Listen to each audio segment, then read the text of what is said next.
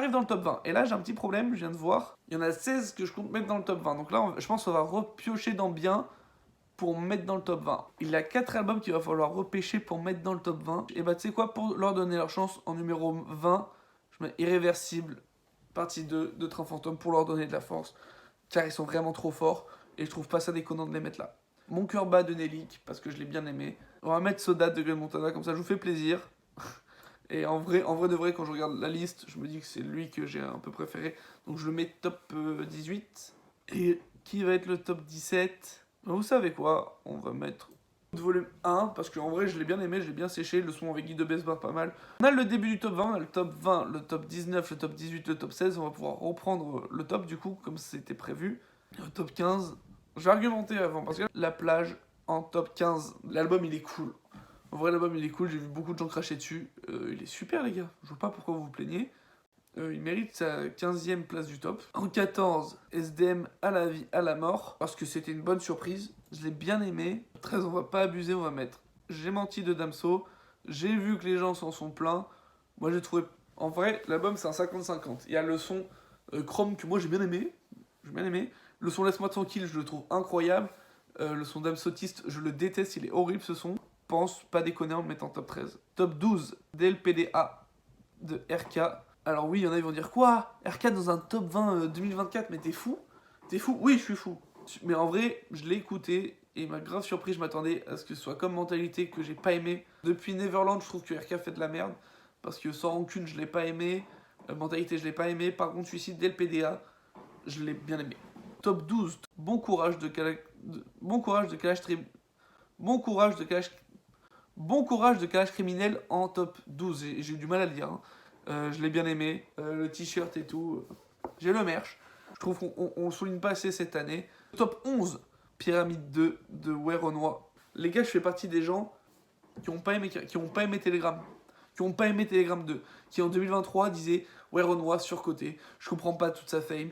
Pendant la cérémonie des flammes, je faisais mais quoi ? Il mérite rien. Qu'est-ce que vous racontez ? C'est très mauvais.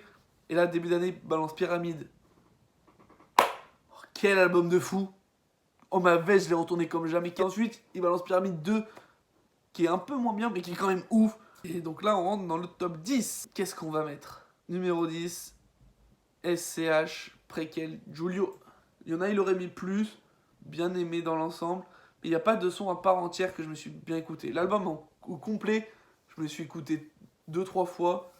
J'ai passé à chaque fois un bon moment. J'ai à chaque fois kiffé, mais il n'y a pas de son qui sort du lot, je trouve. Numéro 9, eh ben on va mettre En roue libre de Chansko. Là, En roue libre, il a balancé des sons comme ça. Et moi, ça me suffit. Moi, ça me suffit, je kiffe. Chansko, balance tout ta clé USB si tu veux. Moi, je serai content. Numéro 8, Menace Santana, Freestyle Covid partie 3. Bon, oui, ça a mal vieilli le nom. J'ai pas beaucoup entendu parler de gens qui parlaient de cet album, alors qu'il est incroyable. C'était très bon. Juste, ça n'a rien d'un Freestyle Covid partie 3.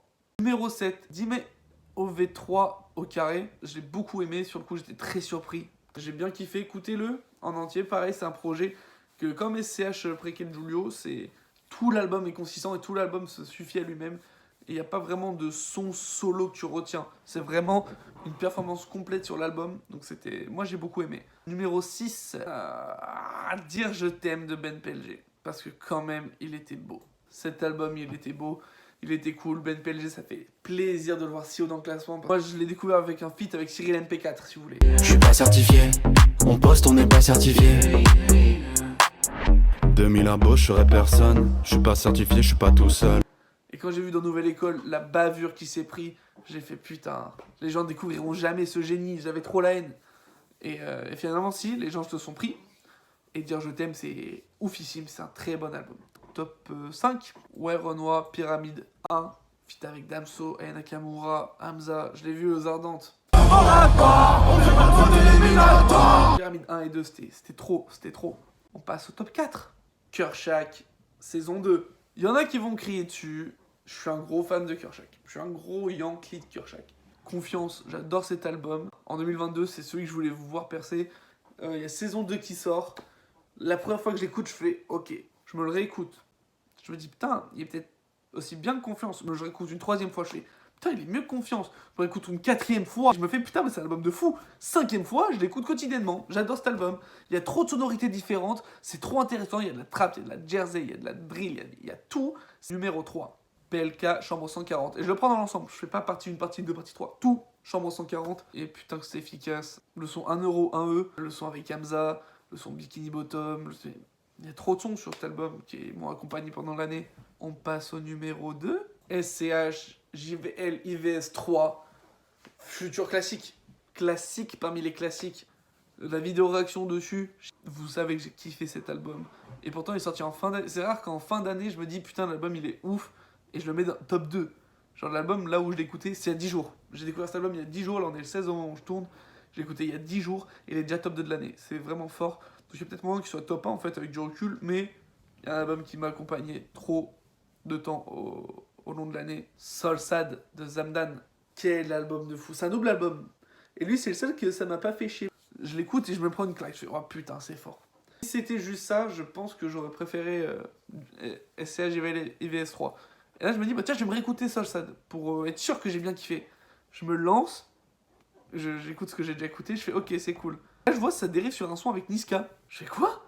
Je regarde mon téléphone et je vois, il y a l'album en 2. Genre, il y a une suite à l'album. Il avait sorti en gros un double album. Sans prévenir, enfin, moi je m'attendais pas. Et du coup, l'album vraiment m'a conquis. Et donc, pour moi, le top 1 de l'année, c'est Soul Sad de Zamdan. Donc voilà, c'est la fin du top rap 2024 français. Abonnez-vous, par pitié, abonnez-vous. Et puis, lâche un like. Pitié, lâche ton like. Attends, y'a un truc qui cloche. Faut que t'as pas activé la cloche. Et suis-moi sur Insta. Trop story chaque mois.